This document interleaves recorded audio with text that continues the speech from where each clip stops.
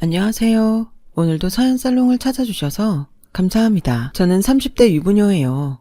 저는 무남 동료였어요. 외동딸이었지만 안타깝게도 부모님의 사랑을 듬뿍 받았던 아이와는 거리가 멀었네요. 제가 기억하는 가장 오래된 기억에서부터 저희 부모님은 사이가 안 좋으셨고 아버지는 밖으로 놔두셨으며 엄마는 저에게 살가운 분이 아니셨습니다. 제가 초등학교에 들어가고 나서 아버지는 집에서 자취를 감추었어요. 엄마, 주말 지나면 아빠 온다고 그랬었잖아. 왜 주말이 지났는데도 아빠가 안 와?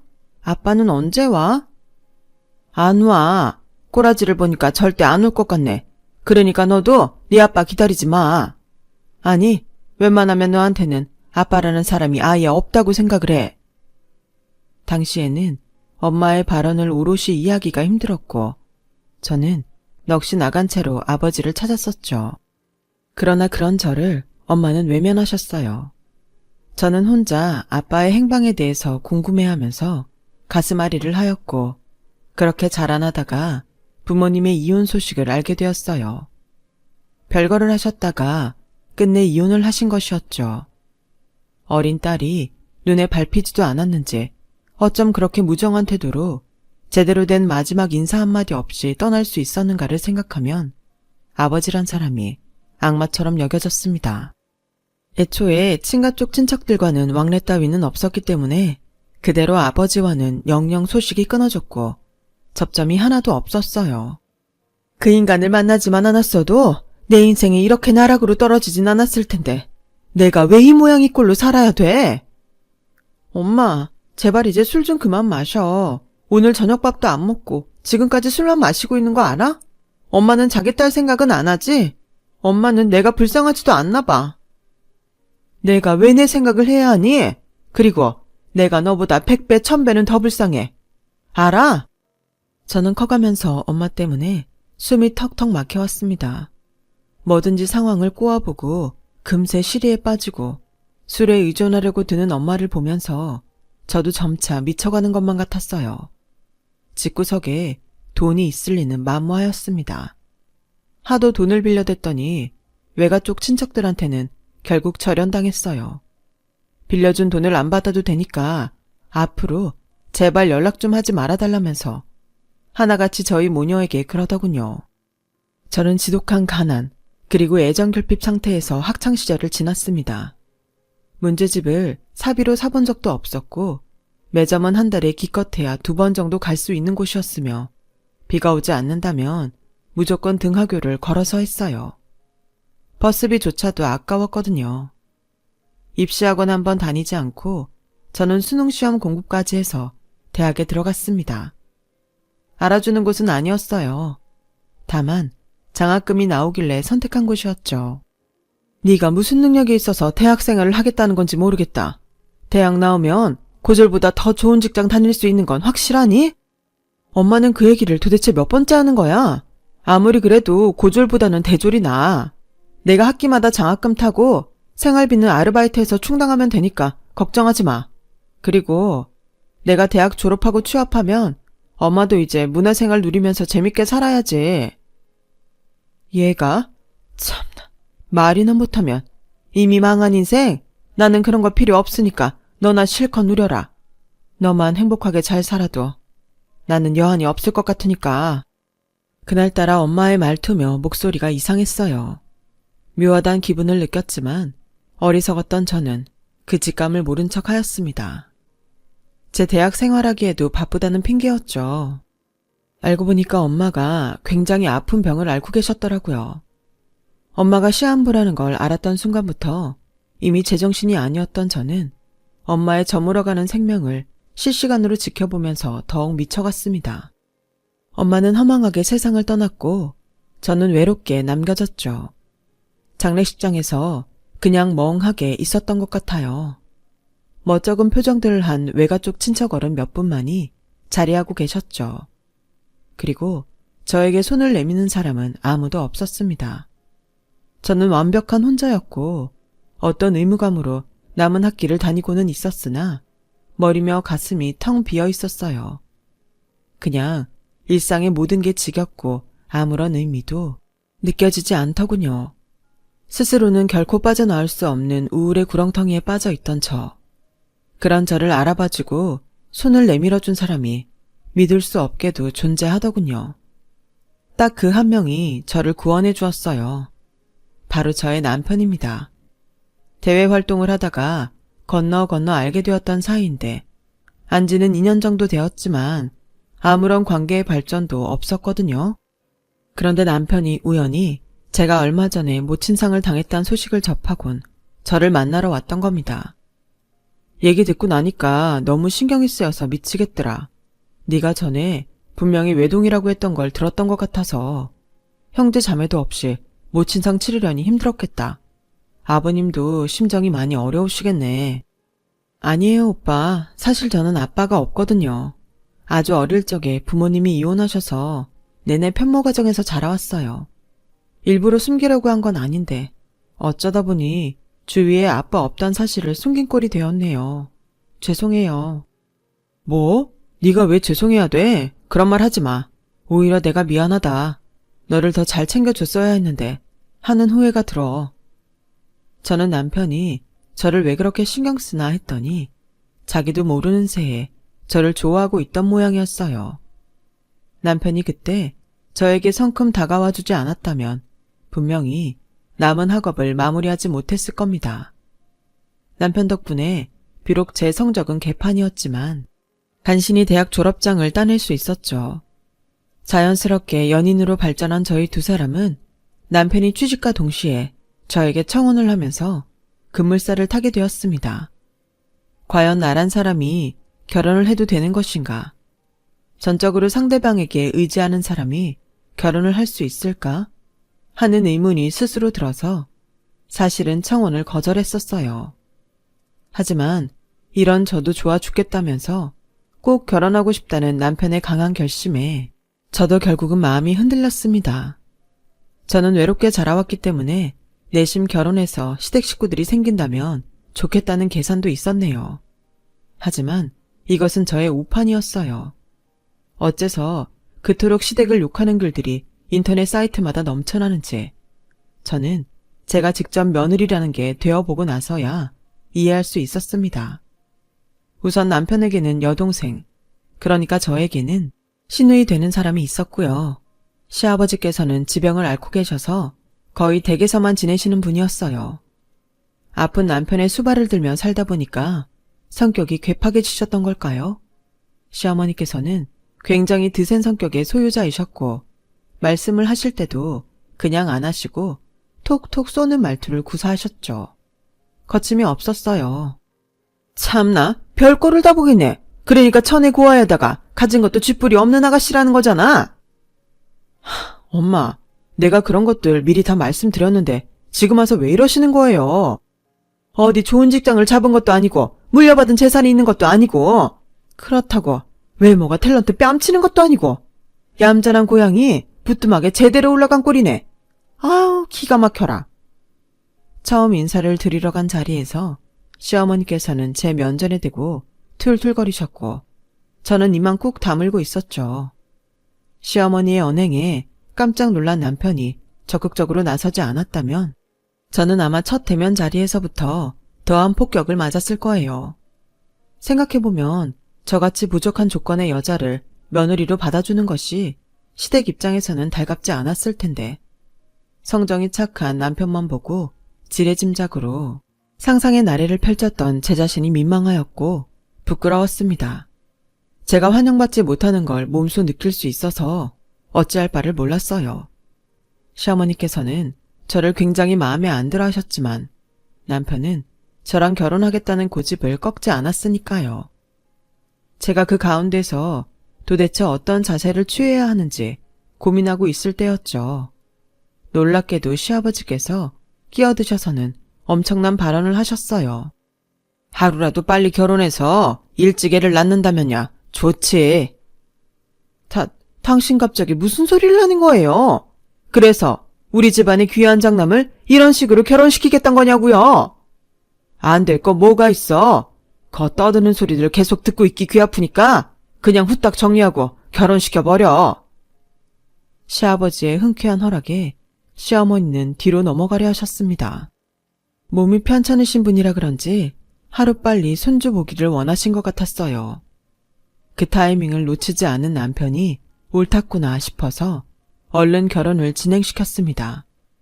저는 그렇게 남편과 결혼하게 되었고 결혼식 과정에서 부모 없고 돈도 없는 애라면서 시어머니께 모진 구박을 받았으나 이 순간만 버티면 될 것 같아서 가만히 참았습니다.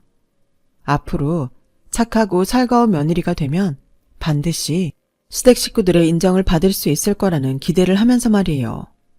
그만큼 제가 가족 애정에 목이 말랐었나 봐요. 남편이 회사 말단 신입으로 굉장히 바쁜 시기를 보내고 있었기 때문에 저희 부부는 어쨌거나 시댁에 들어가서 사는 게 최선이라고 판단했어요.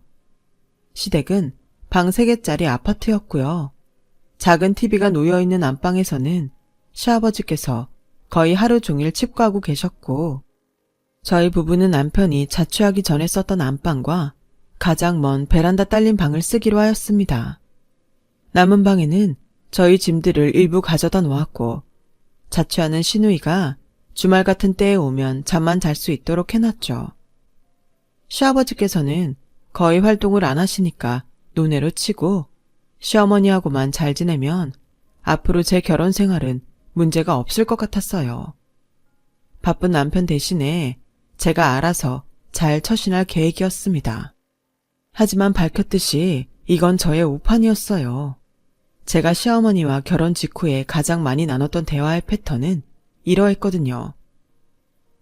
어머니, 이번에는 뭐가 또 그렇게 마음에 안 드시는 건지. 뭐라고? 너는 나를 아주 불만 가득한 사람으로 만들고 싶은 모양이구나. 네? 아니에요. 죄송해요. 그냥 말을 하다 보니까 그렇게 나왔어요. 네 존재 자체가 마음에 안 들어. 그게 문제야. 고아인 것도 내가 다 창피해 죽겠는데 돈까지 없는 가난뱅이인 건 너 스스로도 문제라고 생각 안 하니? 내 아들 등골 빼먹으면서 너는 미안하지도 않아? 양심의 가책이라는 걸 느끼기는 하니? 생각할수록 분통이 터져. 너 취업한다는 건 어떻게 됐어? 다음 주에 면접 보러 다닐 것 같아요. 합격하면 바로 직장 다닐게요. 그럼 바로 다녀야지. 합격하고도 바로 안 다니려고 했니? 이런 영양가 하나 없고 분노와 멸시만 가득한 대화가 시어머니와 하는 소통의 전부였습니다. 제가 집안에 들어오기 전에는 도대체 어떻게 사셨는가 하는 게 궁금해질 만큼 모든 집안일은 저에게 전가가 되었죠.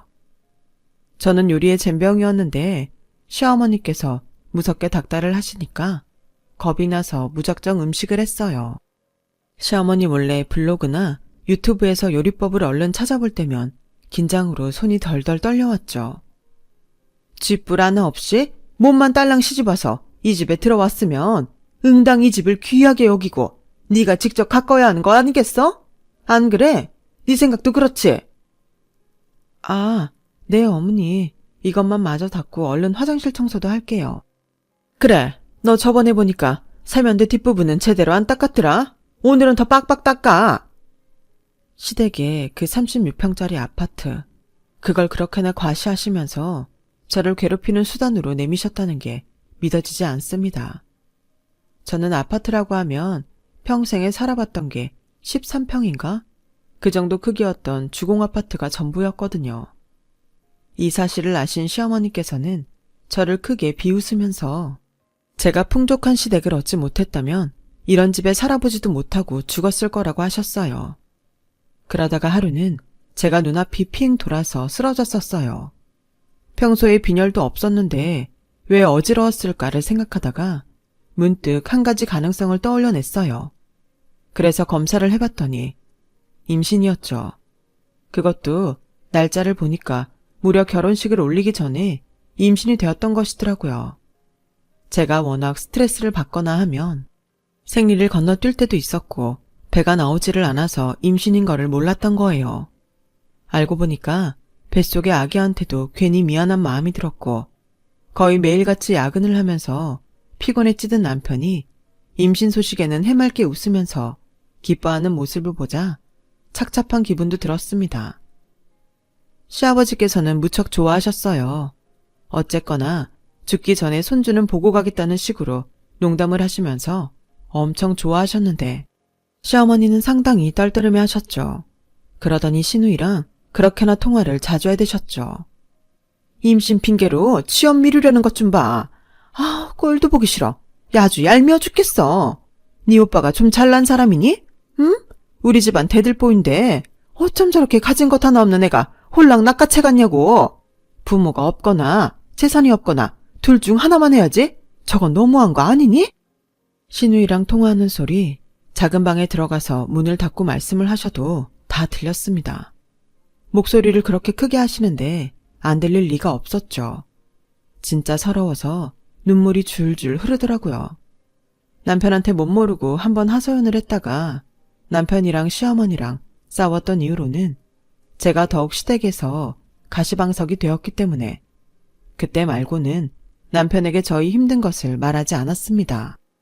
시어머니 말 맞다나 남편은 사회생활 하느라 힘든 몸이고 저는 집불 하나 하는 것도 없는 주제에 힘들다 어쩐다 이렇게 투정 부리면 안 될 것 같았거든요. 마음고생을 해서 그런지 저는 임신 사실을 알고 나서부터 몸 상태가 안 좋았고 체력이 바닥을 쳤어요. 시어머니는 이런 저를 무척 싫어하셨죠. 쟤 진짜 웃기는 애네?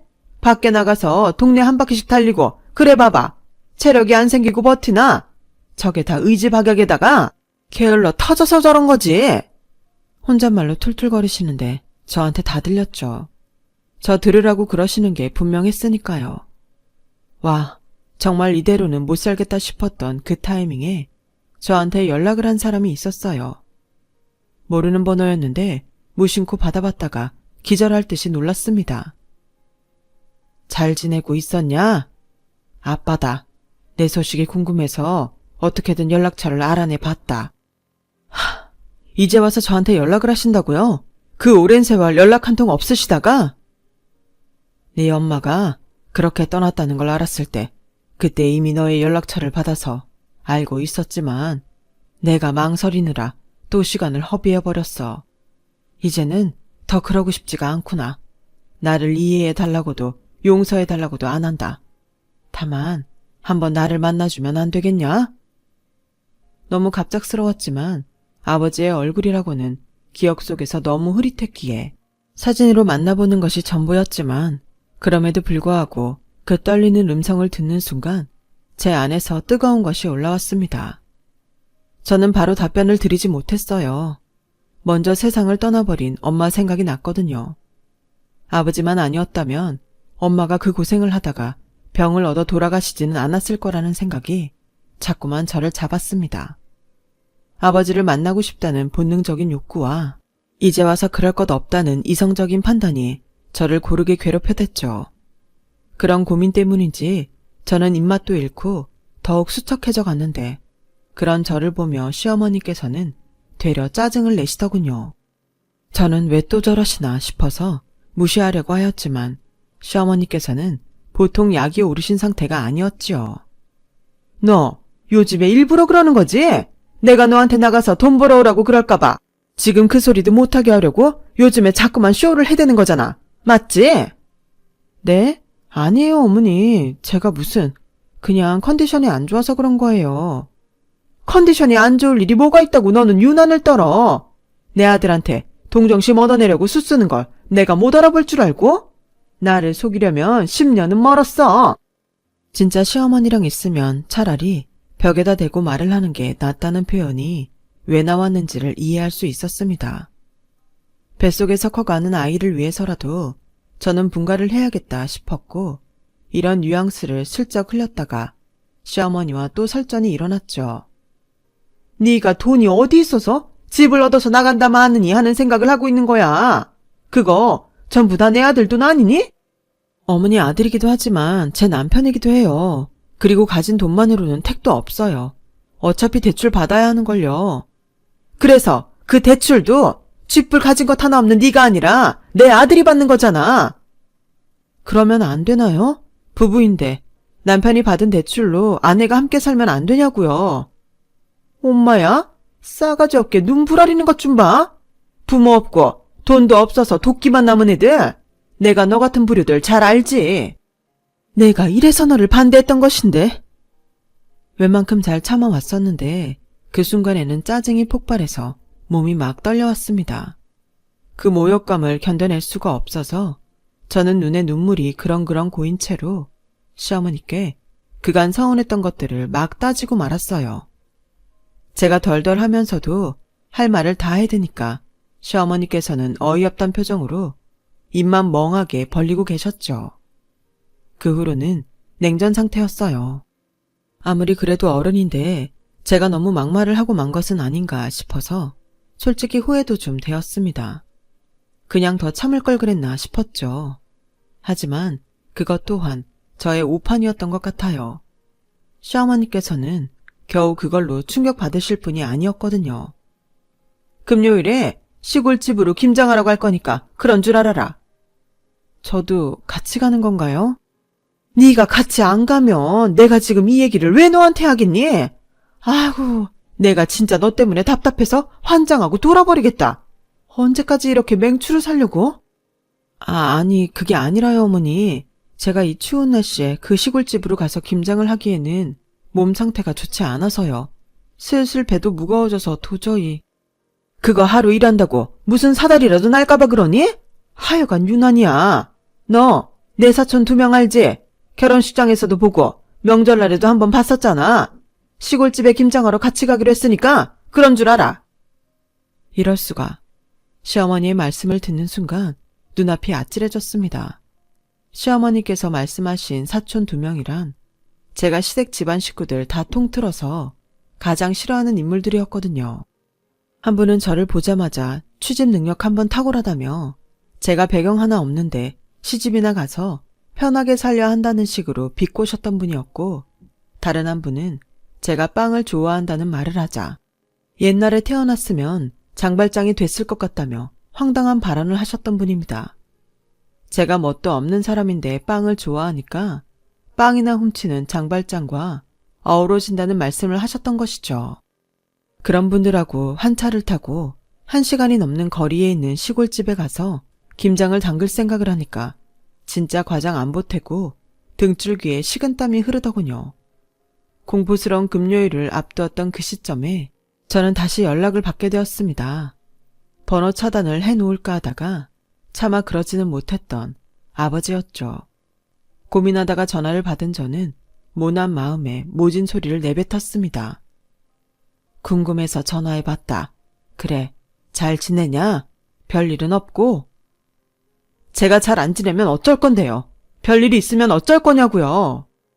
날카롭게 받아치고 말았는데 잠시 침묵을 지키신 아버지가 이윽고 꺼낸 한마디에 저는 무너져 내리고 말았습니다. 그럼 내가 도와줘야지. 어떤 어려움이든 내가 해결해줘야지.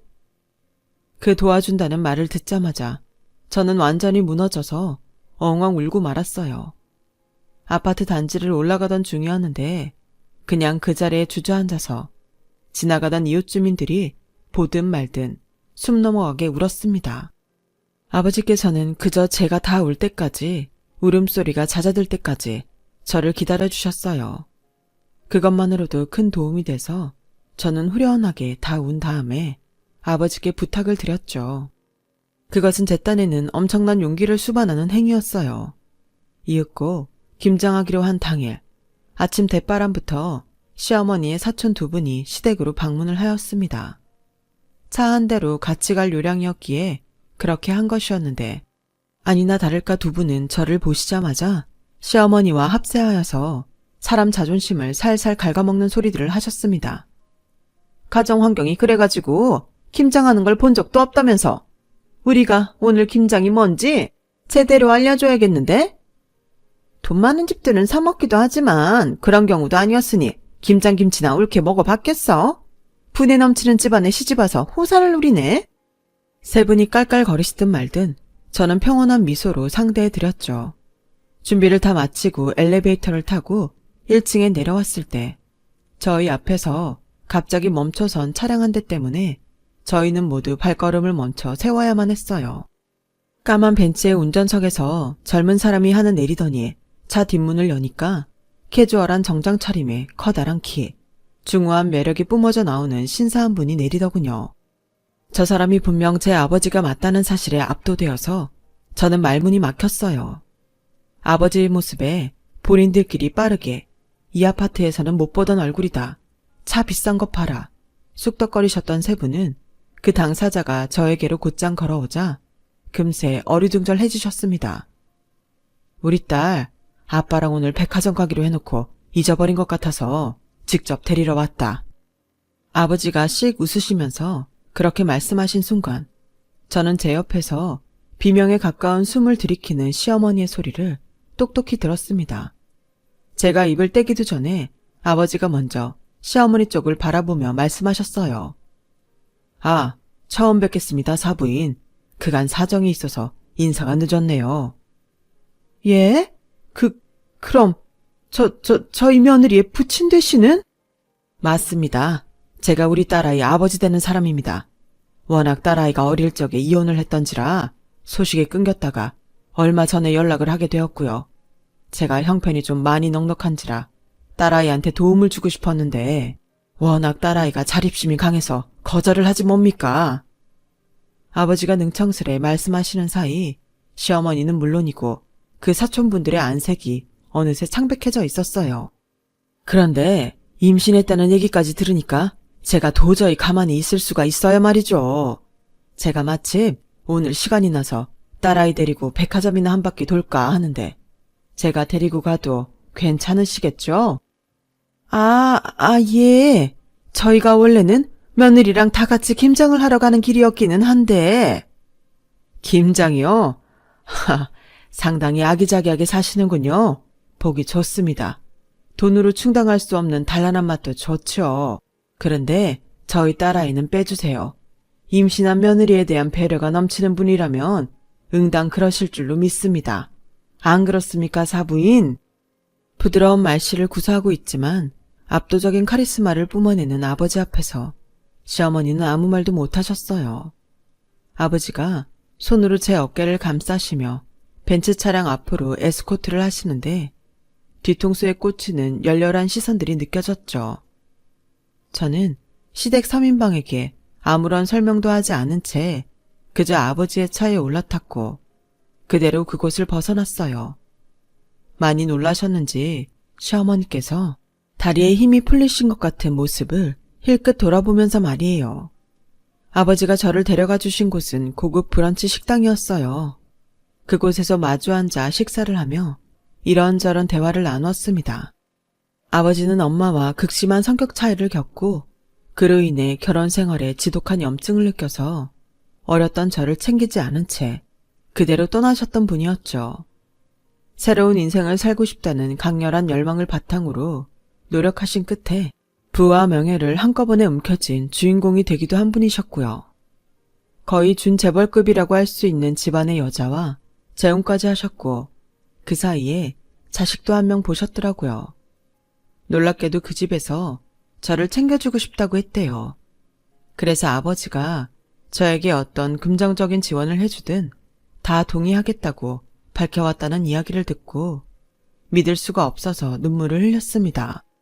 그간 네가 힘들고 외롭게 살아왔다는 것을 알게 된 이상 내가 너에게 해주지 못했던 것들을 이제라도 다 해줘야겠다는 생각만 드는구나. 앞으로는 네가 원 없이 누리면서 살았으면 한다. 아버지가 눈물을 훔치시며 말씀하셨을 때 제 안에 남아있던 응어리들이 녹아내렸습니다. 부녀가 감격적인 하루를 보냈을 때 시어머니께서는 그 놀란 마음을 추스르기가 쉽지 않으셨는지 김장을 망치셨어요. 그래서 시아버지께 된통 혼이 나셨죠. 다른 건 몰라도 김치에는 엄격하신 분이 시아버지셨거든요. 제 부친의 비밀이 궁금하셨는지 시어머니는 제 앞에서 누나를 굴리시며 살살 눈치를 보셨는데 저는 그 모습을 보며 웃음이 났습니다. 사람이라는 게 참 신기하고 간사하더라고요. 저에게는 이제 친부도 있고 돈도 있다는 생각이 드니까 이상하게 아무것도 무섭지가 않았고 두려움도 없었습니다. 저는 모든 사실을 남편에게 털어놓았죠. 당장 분가를 결정하였고요. 대출 따위는 받을 필요가 없었어요. 아버지가 집을 구해주셨으니까요. 그동안 내가 잘못했다. 내가 너한테 너무 심하게 굴었지? 응? 그거 다 진심은 아니었어. 너 잘 되라고 며느리 도리를 빨리 배웠으면 해서 내가 마음에도 없는 소리들을 한 거였어. 어머니, 지금 와서 그 어떤 변명을 하셔도 소용없어요. 제 귀는 닫혀 있고 제 마음은 더 빨리 닫혀 있었으니까요. 앞으로 어머니는 어머니의 인생을 사시면 돼요. 저는 거기서 빠져들이는 것뿐이니까 아무런 영향도 없으실 거예요. 저는 해맑게 웃으며 말씀을 드렸는데 듣던 시어머니는 뒤로 넘어가시더군요. 왜냐하면 남편이 시어머니를 앞으로 평생 안 보겠다고 선언한 뒤였거든요. 가장 중하게 여기는 그렇게 울부짖는 내 아들을 잃으신 시어머니께서는 저에게 온갖 사죄 퍼포먼스를 펼치셨지만 이미 늦은 뒤였죠. 저에게 걸핏하면 가족 없는 고아라고 하셨으니 저도 공평하게 시어머니의 가장 소중한 가족을 빼앗는 게 이치에 맞다고 생각을 했어요. 시누이는 저에게 친부가 있었으며 심지어 부잣집이라는 걸 안 순간에 저한테 오만 알랑방귀를 다 끼워대기 시작했는데 아직까지 별다른 상대는 안 해주고 있어요. 남편이랑 분가를 해서 산 뒤로는 그냥 마음 자체가 너무 편안하고 행복해요. 원래 든든한 가족이 있다는 게 이렇게 마음이 평온한 건가요? 애초부터 이런 인생을 살아오신 분들이 있다면 정말 부러울 지경이에요. 저는 처음부터 누리지는 못했지만 지금부터라도 누리고 있으니 만족하렵니다. 제 이야기 들어주셔서 고맙습니다. 여러분의 일상에도 밝은 빛이 되어주는 따뜻한 인연들이 있길 바랍니다. 여러분, 사연 댓글에 응원과 현명한 조언 부탁드려요. 좋아요와 구독은 저에게 큰 힘이 됩니다. 오늘도 좋은 일 가득하세요.